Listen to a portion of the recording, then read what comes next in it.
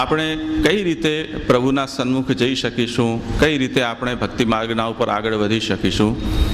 અત્યારે શ્રી મહાપ્રભુજીની આપણને જો ઉણપ વર્તાતી હોય તો એને આપણે કેવી રીતે દૂર કરી શકીએ.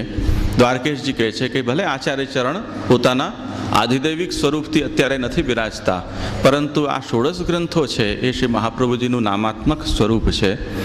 એ ગ્રંથને યદિ આપણે શ્રી મહાપ્રભુજી સાક્ષાત આપણા સન્મુખ છે એમ વિચારી અને એ ગ્રંથોનો આપણે પાઠ કરીએ, એ ગ્રંથોને જો આપણે સમજીએ, એના ઉપર ચર્ચા કરીએ, એનો વિચાર કરીએ, એનું વાંચન કરીએ, તો શ્રી મહાપ્રભુજી પણ આપણા સન્મુખ જ છે, એમાં કોઈ ઉણપ નથી. એટલે ઇહ નામાત્મકૈ ગ્રંથૈ સ્વદાસાનામ સદોદ્ધૃતિ. જેમ શ્રીમદ ભાગવત એ ભગવાનનું નામાત્મક સ્વરૂપ છે, એમ 16 ગ્રંથ એ શ્રી મહાપ્રભુજીનું નામાત્મક સ્વરૂપ છે. એટલે આ નામાત્મક ગ્રંથોથી જો શ્રી મહાપ્રભુજી સાથે આપણે સંવાદ કેળવીશું તો એ કૃપા જેમ શ્રી મહાપ્રભુજીના કાલના 84 વૈષ્ણવોને થઈ હતી, એવી જ કૃપા આધુનિક પુષ્ટિજીવને પણ થઈ શકે છે.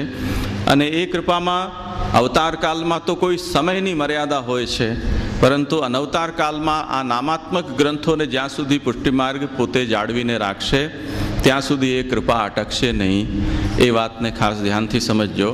પરંતુ દુર્ભાગ્યનો વિષય છે કે આજે જે આ સંપ્રદાયની સુરક્ષા માટે વંશ આચાર્ય ચરણોએ પેદા કર્યો હતો, એ વંશ શ્રી મહાપ્રભુજીની ઈચ્છાથી વિપરીત મહાપ્રભુજીની વાણીને અવરુદ્ધ કરવાનો પ્રયત્ન કરે છે અને આજના પુષ્ટિમાર્ગીઓને આ ગ્રંથોથી દૂર કરવાનો પ્રયત્ન કરે છે. આ બહુ એક વિચિત્ર સ્થિતિ આવીને પેદા થઈ છે.